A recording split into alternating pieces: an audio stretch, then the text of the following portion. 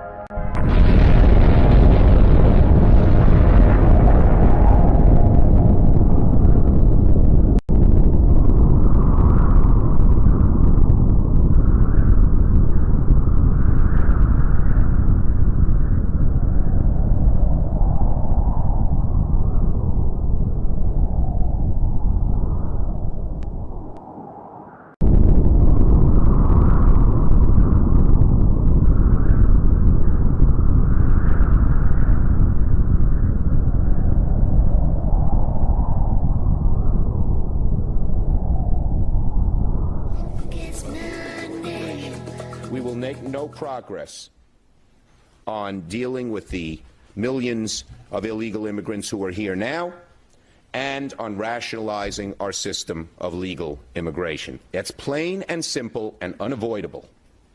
When we use phrases like undocumented workers, we convey a message to the American people that their government is not serious about combating illegal immigration. which the American people overwhelmingly oppose. If you don't think it's illegal, you're not going to say it. I think it is illegal and wrong, and we have to change it. Above all else, the American people want their government to be serious about protecting the public, enforcing the rule of law, and creating a rational system of legal immigration that will proactively fit our needs rather than reactively responding to future waves of illegal immigration. People who enter the United States without our permission are illegal aliens, and illegal aliens should not be treated the same as people who entered the U.S. legally. Unless you've been living under a rock, you know that the Democratic Party here in America has moved radically to the left. And this didn't happen overnight, and by the way, has little to do with the election of Donald Trump. Trump has just brought the breadth and depth of their lunacy out in the open for everyone to see. And this shift hasn't just been happening in America, but also in Europe. Angela Merkel is leader of the Christian Democratic Union, which is supposed to be Germany's center-right party, and had been Germany's most socially conservative and nationalistic mainstream party. But Merkel and her supporters are neither conservative or nationalists. Instead, she has anti-traditional social views, and she's a staunch anti-nationalist. So much so that she wants to dissolve Europe's sovereign nation-states and nationalities. Something Marxists have planned for over 100 years. And this swing to the left isn't happening because of the natural evolution of a culture, nor is it happening as some accidental or unintentional consequence. But it's a pre-planned operation engineered by leftists to dismantle Western civilization to its core so they can rebuild it in their image. This isn't hyperbole. They'll gladly tell you that our civilization is an oppressive structure containing capitalistic, imperialistic, racist, sexist, patriarchal systems that produce inequality and which, like I said, they want to replace with their imagined utopia. Now, for the benefit of anyone not all that familiar with cultural Marxism, aka critical theory, let me briefly define how the increasing embrace of far-left ideology in our society was indeed a pre-planned operation. So when Marxism failed to take root in the West, when the predicted workers' revolution didn't happen, a group of Marxist intellectuals in the 1920s created a school of social theory in Frankfurt, Germany, commonly referred to as the Frankfurt School. They believe by focusing solely on economics, Marx missed the huge effect culture has on people. So they took Marxism, divorced it from economics, and married it to culture, and taught how that in a democracy, undermining Western values can be more effective than violent revolution. Then in 1933, Hitler came into power, and because Hitler's agenda included stopping the spread of Marxism to ensure what happened in Russia wouldn't spread to Europe, and because the Frankfurt School Marxists were Jews, they left Germany, took refuge in America, were welcomed at Columbia University, where they fully formed their philosophy, and where they taught how to apply it to society, or rather, how to achieve social domination. Note, postmodernist critiques were developed from critical theory. For example, Kimberly Crenshaw, who developed the theory of intersectionality, was a student at the School for Social Research in New York City, which was the Frankfurt School. One of the architects of this ideology that seeped into nearly every aspect of our society was Max Horkheimer, who wrote, "The revolution won't happen with guns, rather it will happen incrementally, year by year, generation by generation. We will gradually infiltrate their educational institutions and their political offices, transforming them slowly into Marxist entities as we move towards universal egalitarianism." And you know what irks me to no end?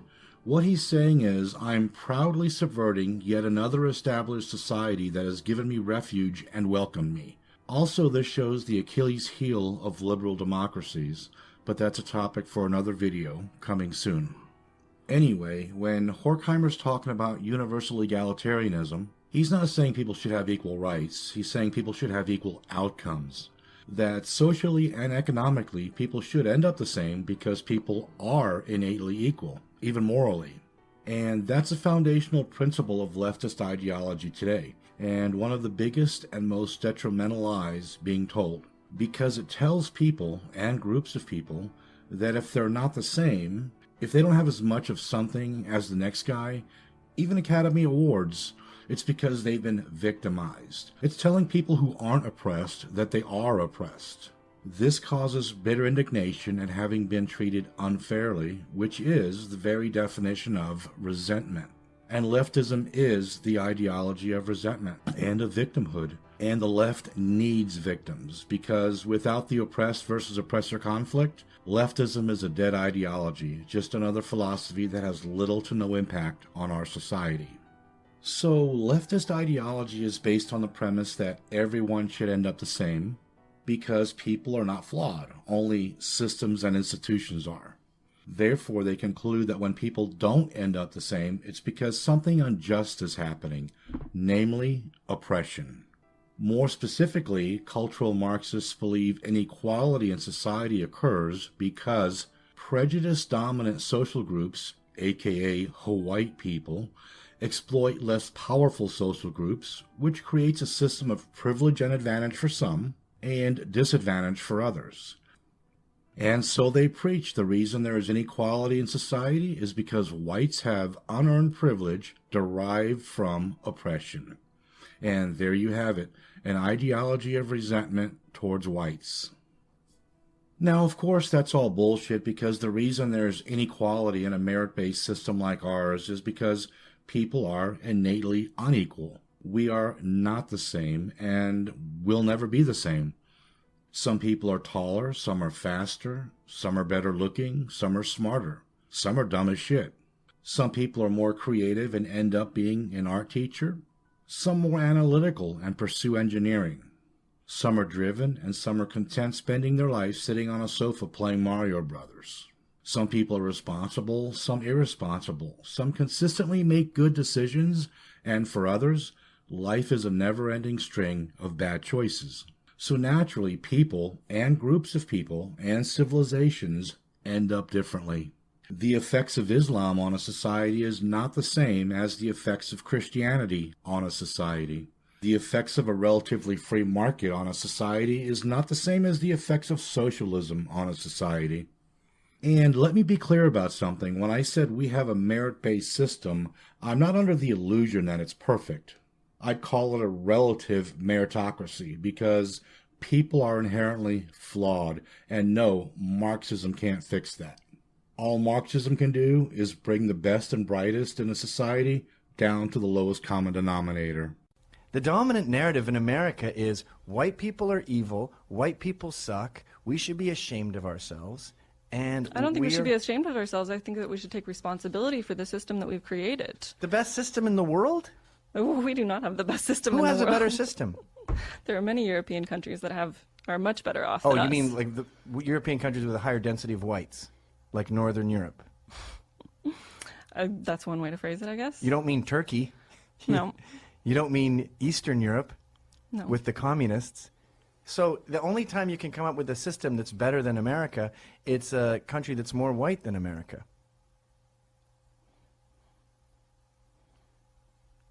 I don't understand. I don't know what to say to that, so. So because cultural Marxists blame white people for the cause of inequality, whites who buy into leftist ideology have to support their own displacement and celebrate everyone but their own people. But then, why do so many whites buy into this ideology? And I had to think about that for a minute, because I can't put myself in the shoes of a leftist any more than I can see myself being caught up in some psychopathic Jim Jones religious cult. So I think one reason so many whites buy into leftist ideology is it gives them a sense of identity and purpose, sprinkled with a sense of moral superiority. They see themselves as representatives of the oppressed, fighting to defend them. When people don't know who they are and where they come from and don't have a sense of purpose greater than themselves, which is what we see today more than ever, they leave themselves open to all sorts of doctrines, like leftism. They're like a tree without roots. When the first strong wind comes, it knocks them over. That's why you don't see many people with a deeper sense of their identity, history, and culture buy into cultural Marxism.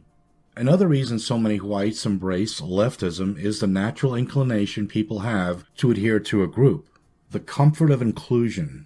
Leftist ideology is touted by Hollywood, pop culture, the mainstream media, and it dominates most universities. And kids don't want to be ostracized by being branded a racist. And by the way, this is an old-school Marxist tactic. The word racist first became part of a society's lexicon in 1930s Russia and was used to browbeat people who weren't wholeheartedly communist. In other words, people who weren't politically correct, a term coined by the Soviets in the 1920s.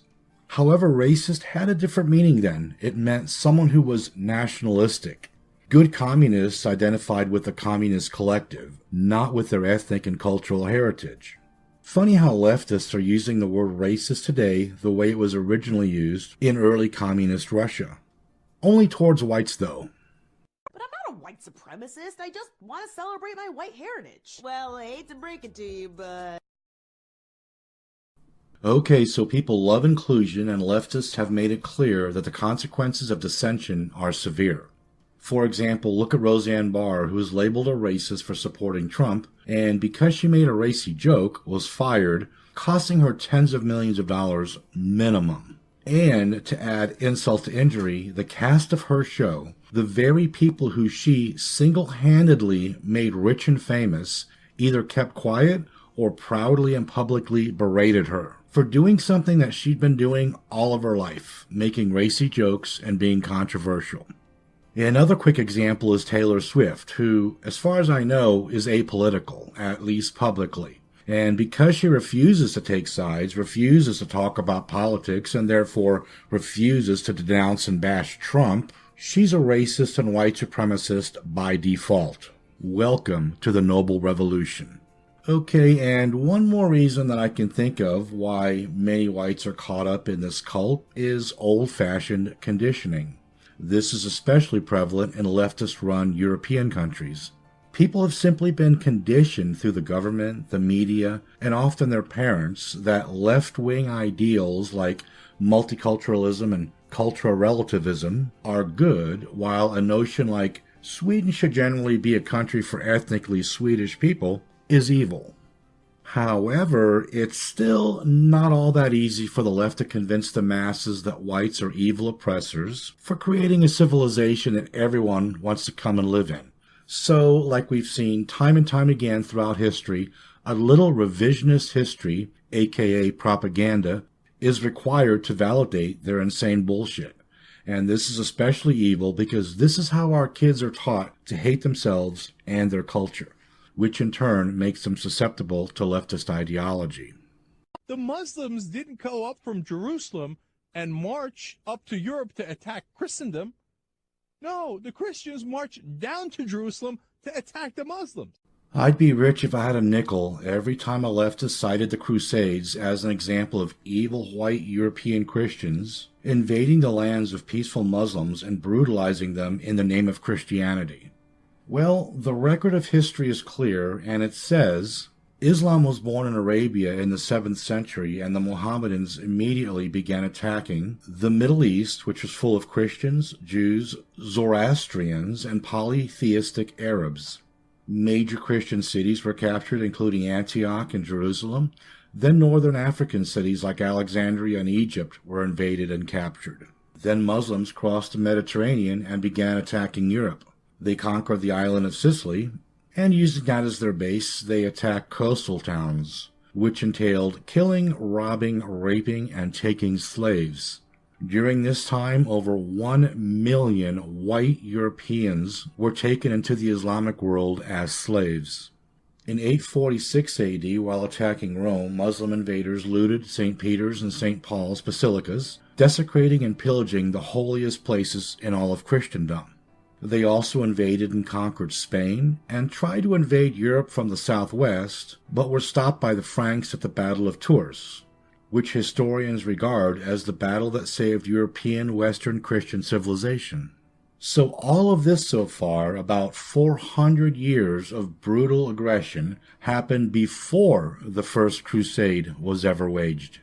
Also, unlike the Mohammedans who waged war because their holy book commanded them to create a worldwide Islamic state, the Pope only got involved to unite the different kingdoms and empires of Europe, which were often at odds with each other, because in unity is strength. So basically, the Pope called on Western European Christians to aid Eastern Christians oppressed by Muslims. So the Crusades were a pushback, and were a result of continual Muslim subjugation. Now, I'm not going to lie, when European kingdoms united and this pushback happened, it was brutal. When the Crusaders, which consisted of about 4,000 mounted knights and 25,000 infantry, when they moved east and began defeating Turkish armies and taking back cities, it wasn't pretty. And when they finally reached Jerusalem and breached the walls, the knights slaughtered everybody inside that wasn't a Christian. Now, I'm not saying what those knights did was right, but after 400 years of brutality against Europe, and after losing 3/4 of their fellow crusaders in bloody battles leading up to Jerusalem, I can understand why they were pissed. So anyway, since this is about context, what's important to know is the Crusades consisted of these battles. Compare that to the 400 or so battles Muslims waged against Europe leading up to the Crusades. Now, unfortunately, the Crusades didn't end Muslim aggression. In 1453, long after the Crusades, they conquered Constantinople, which ended the Eastern Roman Empire. Then they hammered Eastern Europe all the way to the gates of Vienna. So this jihad against the European kafir was relentless and lasted about 1,000 years before white Christians were able to really begin to push them back out and get some of their land back. And on a side note, when a new sultan came to power, it was traditional for him to immediately launch new wars just so he would be known for how well he fought against the infidels.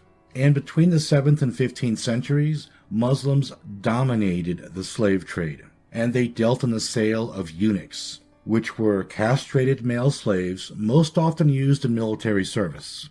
Eunuchs were created by amputating the penis and scrotum of 8 to 12-year-old boys, which is why there's no black population in the Arab world today.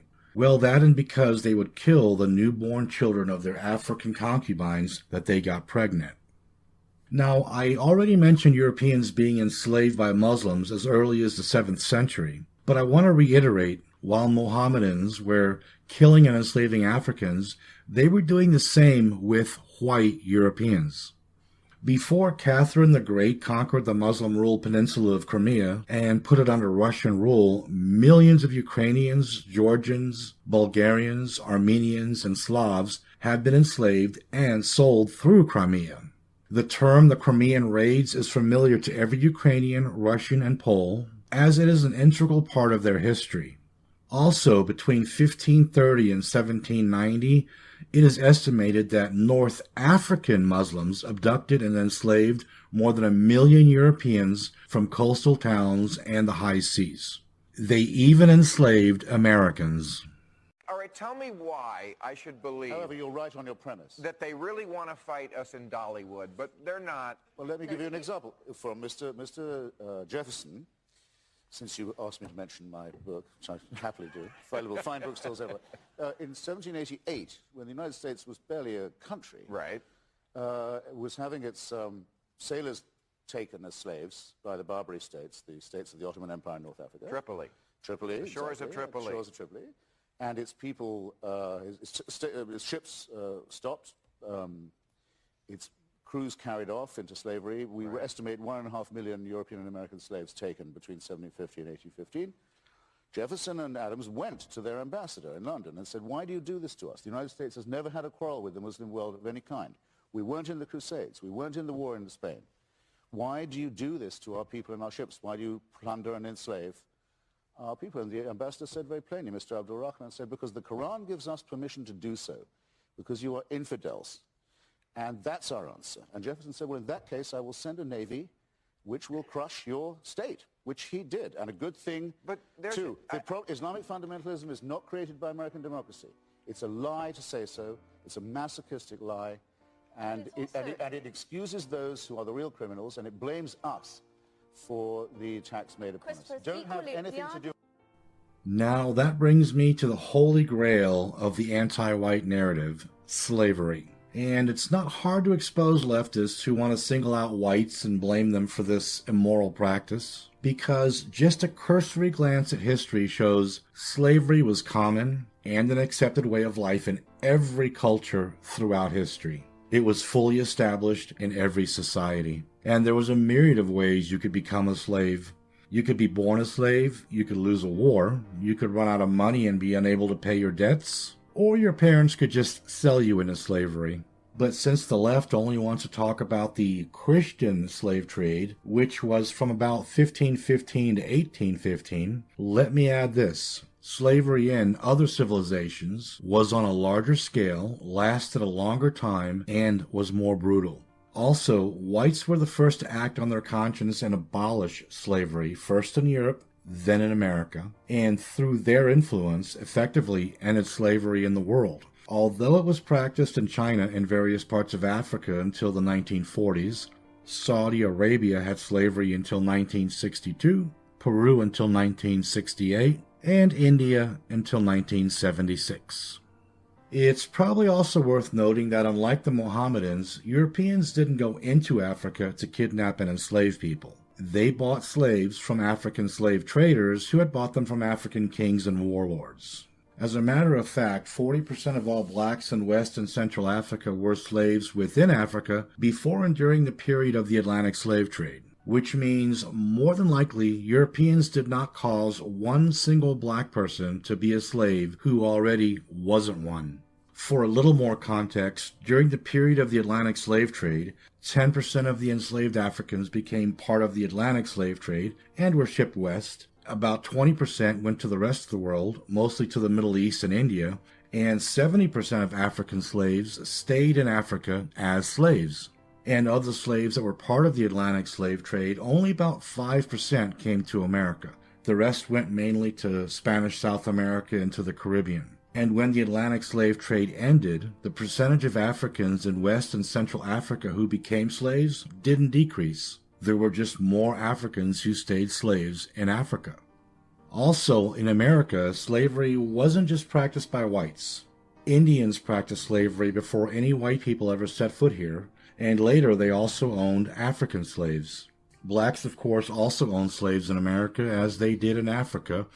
According to the U.S. Census of 1830, in Charleston, South Carolina alone, 407 African Americans owned slaves, and it's estimated that 28% of all freed black slaves owned slaves.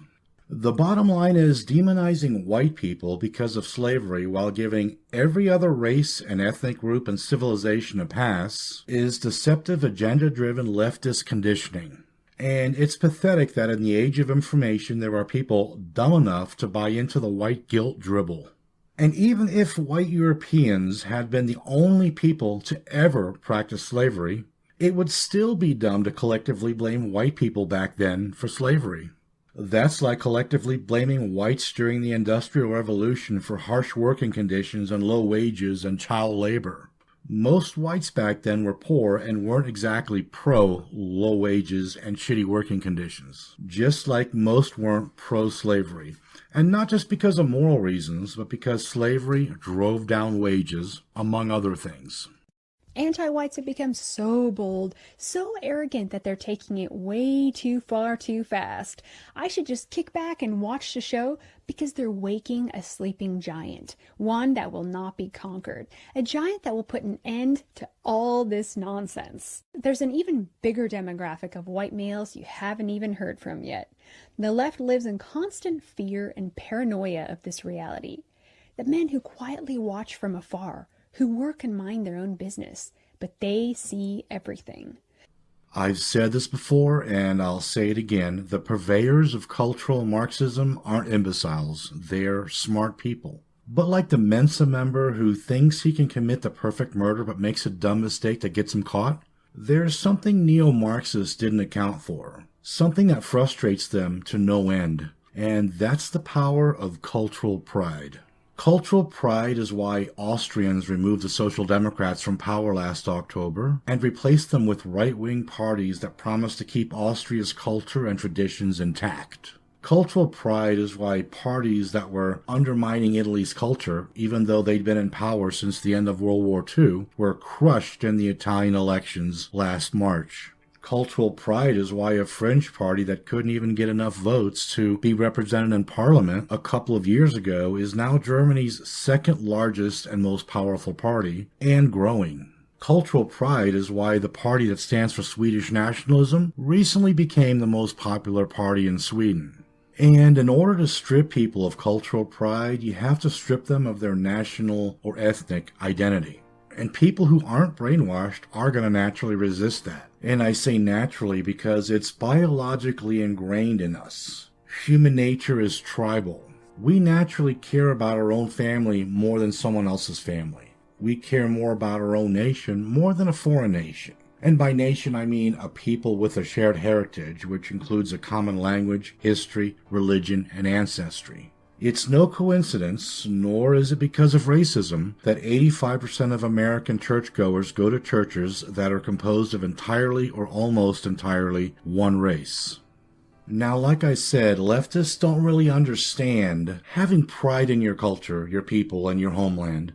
And we know this because they're leftists, but more specifically, because they smugly say stuff like, why would you be proud of something you had no hand in doing, of something you didn't accomplish yourself? Why would you even be attached to it? And when they say something like that, it tells you all you need to know about them. Look, I'm not trying to take credit for someone else's accomplishments. It's not about that. It's about the kind of pride that you might feel for your father or children. It's natural to take pride not only in your own achievements, but in the people and things that are connected to you. And so it's natural to take pride in something that was gifted to you. And my cultural heritage is a gift. No, I didn't earn that gift. Nevertheless, it is mine. Remember this flick? Should Tao have refused Walt's gift of the 1972 Gran Torino because he didn't build it himself or buy it himself? Is he not allowed to take pleasure and feel pride in owning it? And as Tao couldn't thank Walt for the Gran Torino, we can't personally thank our ancestors for what they created and for the blood they shed to pass their culture on to us intact. It's not by accident Vienna doesn't resemble Mogadishu. And for that, we should be thankful, and we should treasure and appreciate the things gifted to us, and we can show our appreciation by passing our culture on to future generations intact. As I said earlier, leftism is the ideology of resentment, one of the worst emotions someone can have. Show me a leftist and I'll show you someone who's not grateful for anything. Of course they don't understand cultural and national pride because those things are the manifestation of being grateful and thankful and appreciative. And when the left says we don't have any right to take pride in the things our ancestors did because we didn't personally do them, they're again speaking out of both sides of their mouth. Because in the next breath they'll say, but you should feel guilt and shame for the things you didn't personally do, but your ancestors did. And does the left ever criticize non-whites for showing ethnic and cultural pride? No, they encourage it. Proclaim your brown pride, and the left thinks that's great. But say it's okay to be white, and they lose their collective mind. There's no controversy in saying black is beautiful, but if a white woman says white is beautiful, she's branded a hateful, evil person. When non-whites want to remain homogenous, it's cultural pride. But whites against mass third world immigration into their countries are Nazis. In conclusion, because it's healthy, everyone should be proud of their cultural heritage and ethnic identity. And that includes white people. You know, we came from philosophers, explorers, conquerors, pioneers, inventors, and builders of the greatest civilization the world has ever known. A civilization that's made this world an immensely better place for everyone. We can be proud of that, and know, in being proud, you're being grateful.